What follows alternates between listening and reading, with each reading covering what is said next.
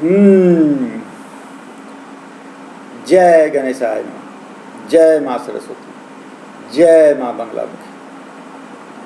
Chemical reaction part 14, ठीक है। Chemical reaction part 14 है हम लोगों का। हम लोग जितना रिएक्शन बोले थे 13 टाइप या 11 टाइप, वो तो बता दिए थे आपको। एक दो रिएक्शन और है, जैसे एक है एसिड बेस रिएक्शन और एक कंबसन, जो सब में आता है ना। इस दोनों को हमको कर देना है, क्यों छूटा रहेगा बेचारा, ठीक। वैसे एसिड बेस रिएक्शन आपको एसिड बेस सॉल्ट में पूरा पढ़ना है, लेकिन यहाँ हम लोग टाइप्स ऑफ रिएक्शन पढ़ रहे थे, तो ये क्यों मन में होगा कि यह छूटा हुआ है, इसको कर लेना चाहिए।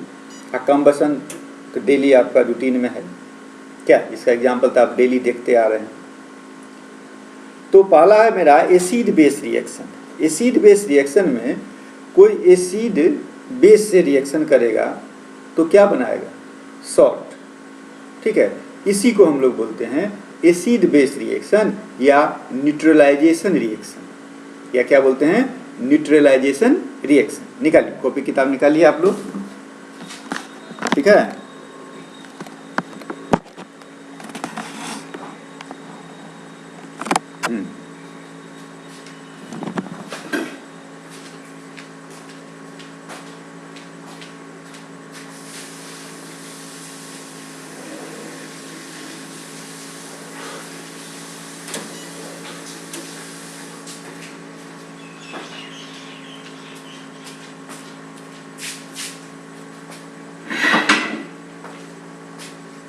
चलिए ले लिए कॉपी किताब।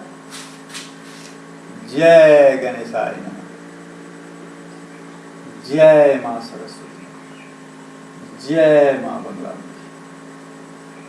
केमिकल रिएक्शन का यह क्या पार्ट है, 13 हो गया था ना, अब यह है 14। केमिकल रिएक्शन पार्ट 14, ठीक है। क्या बोले हैं हम आपको, क्या करना है, एसिड बेस रिएक्शन, या इसी को बोलते हैं हम लोग neutralization reaction. Acid base reaction या क्या बोलेंगे इसको, neutralization reaction. Acid base, acid दिखाई दे रहा है, ठीक, रिएक्शन, या इसी को बोलेंगे न्यूट्रलाइजेशन रिएक्शन। इसमें क्या होता है कि कोई एसिड किसके साथ रिएक्शन करेगा, बेस के साथ, यानी इस रिएक्शन में कोई एसिड बेस के साथ रिएक्शन करेगा तो वह क्या बना लेगा, तो वह सॉल्ट बना लेगा। क्या बना लेगा, सॉल्ट बना लेगा। इसी को बोलते हैं हम लोग न्यूट्रलाइजेशन रिएक्शन, ठीक है। डिफिनीशन इसका यही हो गया। नहीं, अब आ जाइए आप, इसका एक एग्जाम्पल लीजिएगा। एग्जाम्पल में ले लीजिए HBr plus NaOH। HBr plus NaOH। अब एक चीज देखिए, यहाँ HBr हाइड्रोजन ब्रोमाइड, यह आपका एसिड है, ठीक है, और सोडियम हाइड्रोक्साइड क्या है, बेस है। दोनों मिलके क्या बनाएगा, सॉल्ट। ये जो अगला चैप्टर आपका अब आने जा रहा है वह यही है, एसिड बेस सॉल्ट। बात समझ गया, एसिड बेस सॉल्ट है जिसमें आपको यही करना है। तो ये क्या बना लेगा, NaBr सोडियम ब्रोमाइड, अब प्लस कितना, सोडियम ब्रोमाइड। अब देखिए क्या बचा हुआ है, रिएक्शन आप लोग पूरा पढ़ लिए हैं, क्या बचा हुआ है, Na हो गया, Br हो गया, क्या बच गया, H2O प्लस कितना, H2O। ये मेरा क्या कहलाएगा, एसिड, ये क्या हो गया, बेस, और ये क्या हो गया, सॉल्ट, और ये क्या है आपका, वाटर। यही है आपका न्यूट्रलाइजेशन रिएक्शन, ठीक है। अब हम लोग आ जाते हैं, और क्या बोले थे वो, कंबसन, माने क्या, जलना। ये तो हर समय देखते हैं आप। ठीक, दूसरा पॉइंट है आपका कंबसन।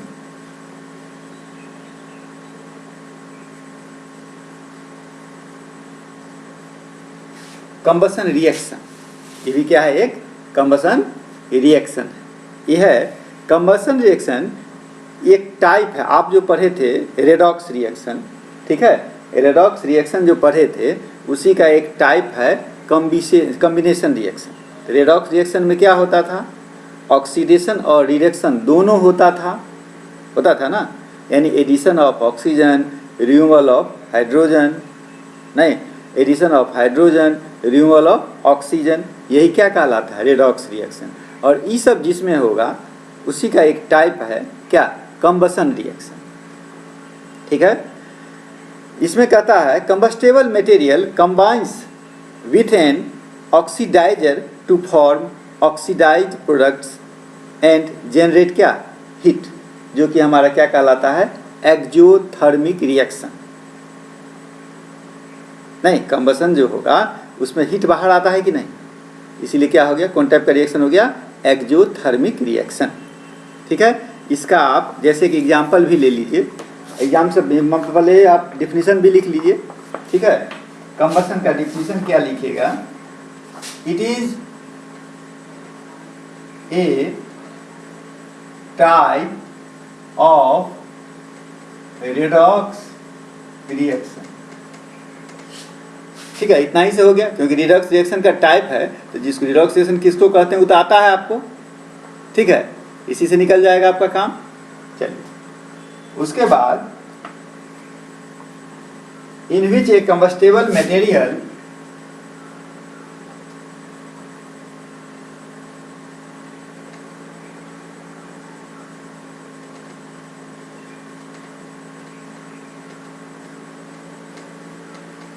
combines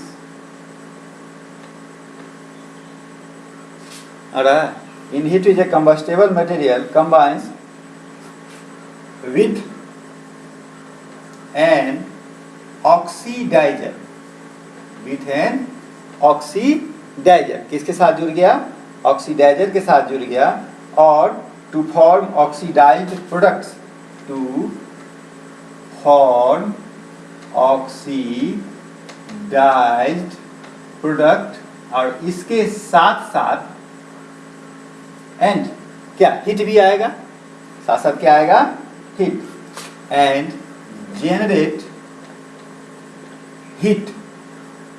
इसीलिए इसको एक्जोथर्मिक रिएक्शन भी कहा जा सकता है।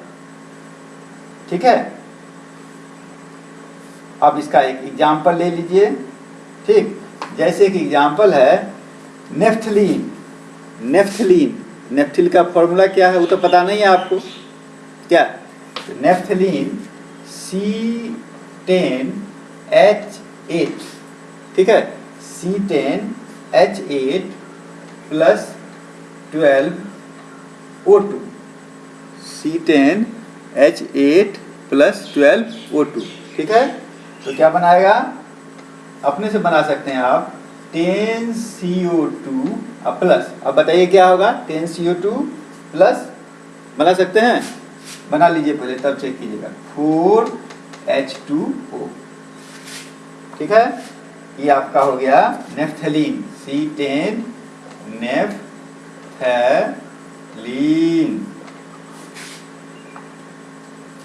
हो गया। यही दो रिएक्शन आपका बाकी था, अब दोनों का नाम पता चल गया, अनजान तो अब इससे नहीं है।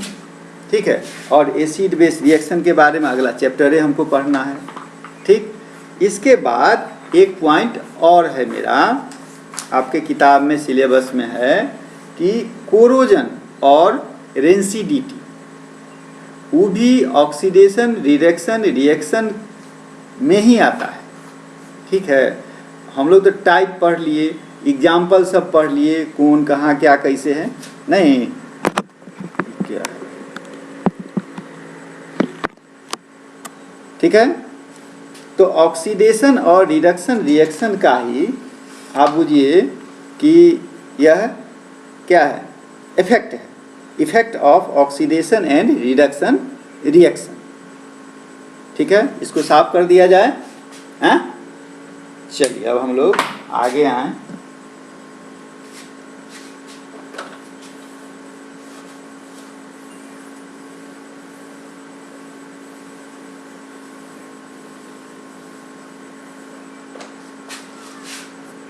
Effects of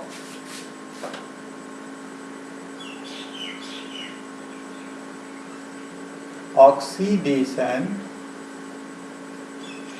and reduction reaction. Effect तो बहुत सारा है, कोई एक दो इफेक्ट नहीं है।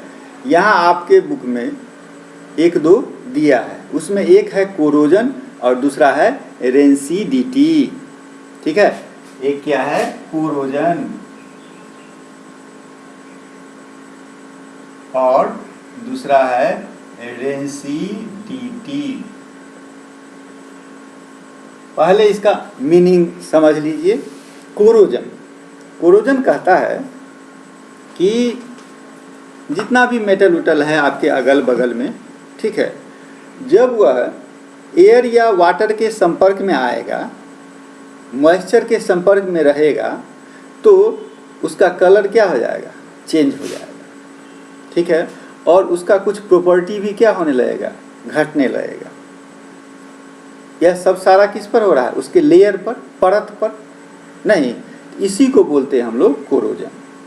ठीक है, इसी में एक एग्जाम्पल है जो कि आप डेली देखते ही हैं, हर समय आगे पीछे भी देखते होइएगा, आयरन का। ठीक है, ब्राउन कलर का लेयर बन जाता है, जिसको हम लोग क्या बोलते हैं, जंग लगना, लोहा में जंग लगना। इसी को बोलते हैं रस्टिंग। क्या बोलते हैं इसको, रस्टिंग। ठीक है, ई पॉइंट हो गया। रेंसिडिटी में क्या होता है कि क्या कहिएगा, जैसे खाना पीना का सामान या कोई सामान हुआ, बाहर आप छोड़ देते हैं, जैसे अब गर्मी का महीना है, ठीक है, सवेरे आप बना लेते हैं कुछ खाना, कुछ यदि बच जाता है हैं, और वह एयर के संपर्क में रहता है, यदि किसी कारणवश फ्रिज में आप नहीं रख पाए, तो शाम तक आते आते देखते होइएगा एक अलग टाइप का स्मेल आ जाता है, उसमें नहीं, गंध करने लगता है। इसी को बोलते हैं हम लोग रेंसिडिटी। समझ गए बात। इसी रेंसिडिटी से बचाने के लिए बहुत सारा उपाय भी है। जैसे आप देखते होइएगा, जितना भी बाज़ार में फालतू चीज़ बिकता है, फालतू जैसे आपका चिप्स है या इस टाइप का पैकेट वाला जो भी चीज़ है, ठीक है, एक आलू का वो चिप्स रहता है, दाम है 10 रुपया। आलू आपका 50 पैसा का, दाम कितना है, 10 रुपया। समझ गए ना, फालतू है ना कहिएगा इसको। तो उसको देखिएगा, कोई भी चिप्स उप्स का जो पैकेट होता होगा, वो फुला के रखता है, पूरा एकदम एयर टाइट रहता है। यदि वह पूरा नहीं फूला हुआ है, तब वह पॉइजन हो गया, उसको मत खाइए। उसको बेचना भी मना है, बेचना भी मना है। बेचने वाला तो व्यापारी है, वो किसी प्रकार से आपको बेच देगा। तो खरीदने वाला कम से कम समझदार होना चाहिए कि उसको ना खरीदे। जो पूरा टाइट है, यदि आप खाते भी हैं कभी कभार, तो पूरा टाइट है तब खरीदिए। ठीक है, तो कहता है वो तो रहता है ऑयली चीज़, उसको बचाने के लिए क्या करता है, बाहर के इन्वायरमेंट से बचाना है उसको, इसलिए उसको उसमें नाइट्रोजन भरा रहता है। वह एक न्यूट्रल गैस माना जाता है, नाइट्रोजन भरा रहता है, जिससे आपका अंदर का चीज़ सुरक्षित रहता है। अब समझो कि यदि उसमें से एयर निकला हुआ है, एयर निकला, अंदर फिर एयर गया बाहर का, बाहर के संपर्क में वो आया, हल्का भी छेद हो, हल्का भी हवा निकला हो, इसका मतलब धीरे धीरे वो किसका रूप पकड़ लेगा, पॉइजन का रूप पकड़ लेगा। ठीक है, ये आपका क्या था, रेंसिडिटी। ठीक, अब हम आ जाते हैं कोरोजन के। आपको तो बता दिए हैं, अब डिफिनीशन उसका लिख दिया जाए। ठीक है, और क्या क्या होता है आपके अगल बगल में, उसके बारे में आपको बता दिया जाए। ठीक है, चलिए कोरोजन। ठीक है, कोरोजन में लिखिए द केमिकल और इलेक्ट्रोकेमिकल रिएक्शन। अभी हम लोग कोरोजन लिख रहे हैं। ठीक है, द केमिकल और इलेक्ट्रोकेमिकल, केमिकल या इलेक्ट्रोकेमिकल रिएक्शन, ठीक है, between a material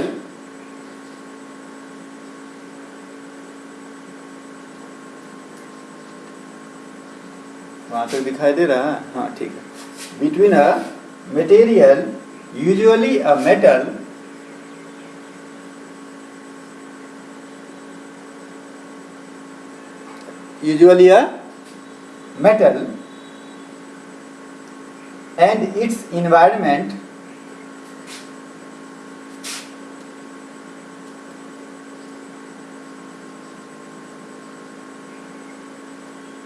and its environment that produces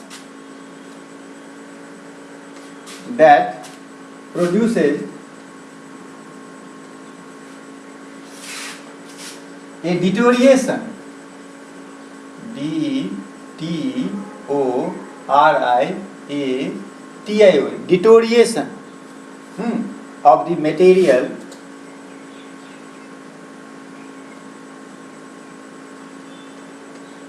and its properties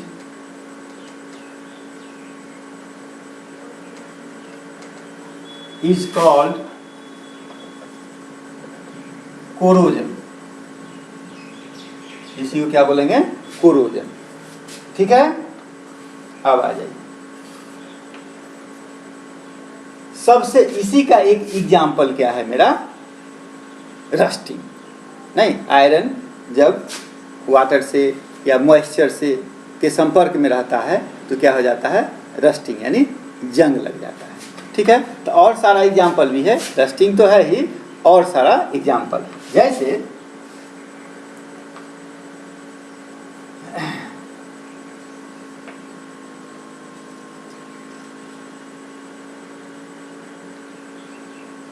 rusting में होता क्या है वो भी लिख लीजिए।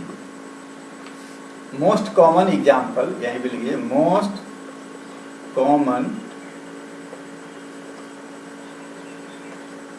एग्जाम्पल इज क्या? रस्टिंग, माने क्या? जंग लगना। इसका रिलेशन किससे है? आयरन से।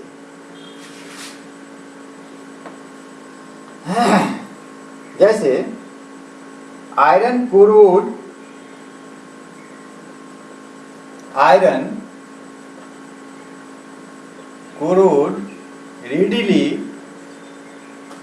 readily when exposed to moisture,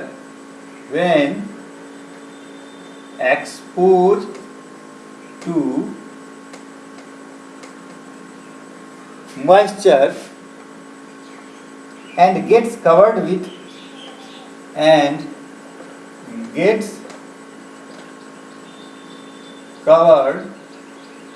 with brown colors layer। ठीक है, ब्राउन सब्सटेंसेस लिखिए लेवर के, तब ना इसको लेयर बनाएगा। Brown substances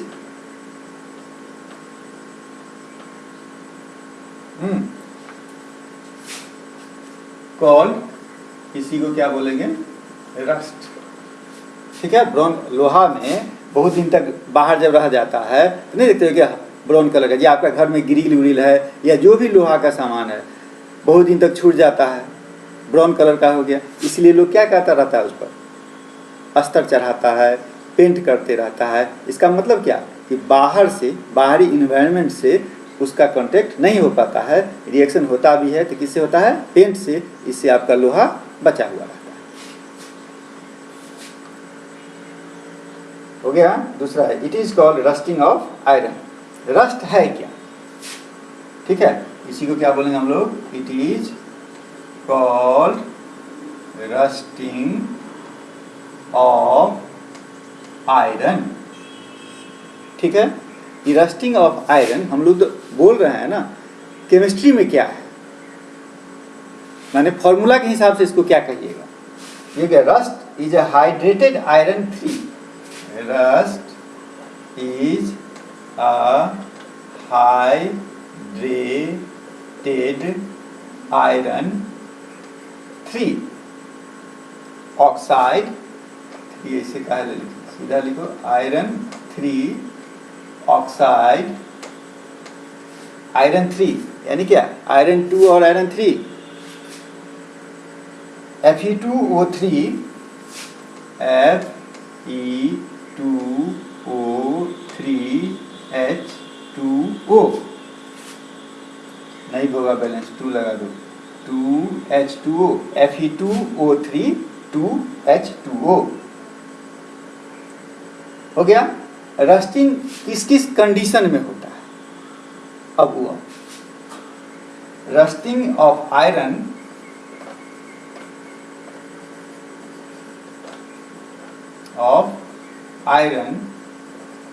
takes place in the following condition, ठीक है। किस किस कंडीशन में होगा, पहला प्रेजेंस ऑफ एयर, ठीक है, यानी क्या, ऑक्सीजन, और दूसरा प्रेजेंस ऑफ वाटर, ठीक है।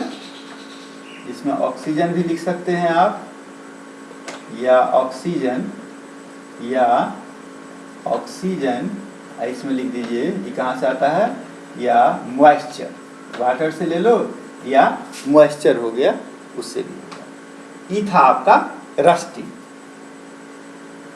ठीक है। इसके अलावा भी कुछ एग्जाम्पल है, अब तो ये बोर्ड मेरा खत्म हो गया, पूरा लिखा गया, उसको भी लिख लिया जाए, अलावा एग्जाम्पल क्या है।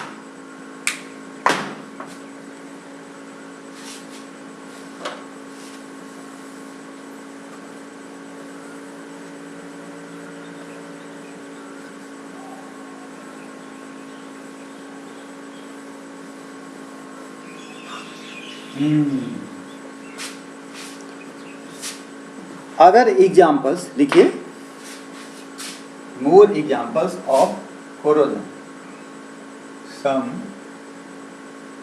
मोर एग्जाम्पल्स ऑफ कोरोजन। एक एग्जाम्पल लिए थे हम लोग रस्टिंग, नहीं, अब आगे क्या क्या है सुनिए। जैसे copper reacts with moist carbon dioxide, copper reacts with, इसके साथ moist carbon dioxide, moist carbon dioxide, तो क्या होगा, in the air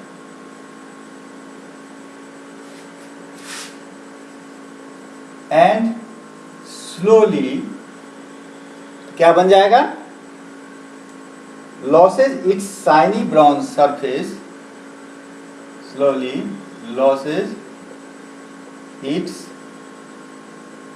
shiny brown surface and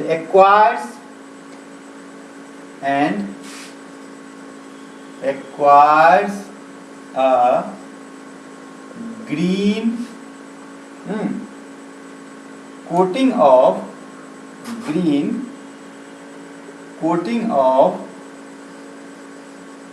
copper, क्या बना देगा, कार्बोनेट, कॉपर कार्बोनेट। कॉपर का जो भी सामान घर में होगा बहुत दिन तक देखिएगा जो छूट जाता है वो क्या हो जाता है, ग्रीन कलर का लेयर हो जाता है उसको, नहीं, कॉपर किस कलर का था और कुछ दिन तक बाहर छूट गया तो हो जाएगा, ऊपर से दिखाई देगा आपको क्या, ग्रीनिश, ग्रीन कलर का। इसके कारण कॉपर कार्बोनेट के रूप में आ जाता है। दूसरा, सिल्वर आर्टिकल्स, जो चांदी का सामान रहेगा, ठीक है, यदि वह प्योर चांदी है, चांदी यदि प्योर है तो निश्चित है कि कुछ समय के बाद वह ब्लैक होगा, नहीं। अब दुकानदार कहेगा ये चांदी मेरा ओरिजिनल चांदी है, क्या यह कभी ब्लैक नहीं होगा? तो भैया वो चांदी है ही नहीं, कभी ब्लैक नहीं होगा, इसका मतलब प्योर चांदी है ही नहीं। समझ गया? सिल्वर आर्टिकल्स बिकम्स ब्लैक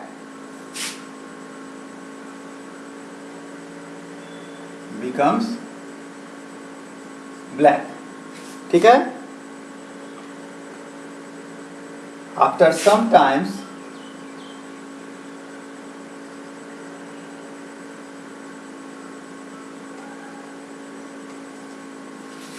कुछ समय के बाद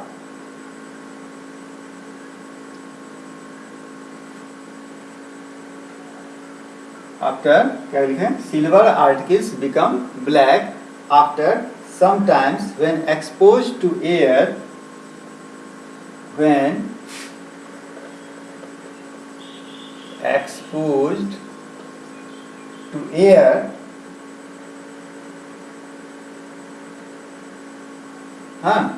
air, because it reacts with sulfur, because it reacts with sulphur, इसके साथ रिएक्शन करता है सल्फर से, to form a coating of silver sulphide, वही उसका कलर क्या होता है, इस कारण से ब्लैक हो जाता है। एक और एग्जांपल ले लीजिए, टाइम कितना हो गया? ओ लगता है रेंसिडिटी दूसरा में जाएगा, तो ठीक है रेंसिडिटी दूसरा में जाएगा, उसमें क्वेश्चन हो जाएगा क्या, to form a coating of silver sulphide. अब आइए लीड और स्टेनलेस स्टील, लीड और stainless steel lose their luster due to corrosion, ठीक है। रेंसिडिटी कर दिया जाए, नहीं रेंसिडिटी 27 मिनट हो गया, रेंसिडिटी को हम लोग आगे करेंगे और उसमें क्वेश्चन लेके चले आएंगे, ठीक है। चलिए ये तो आज थ्योरी वाला था, सुन लीजिएगा 1 से 2 बार, याद हो जाएगा। जय माँ बंगला मुखी।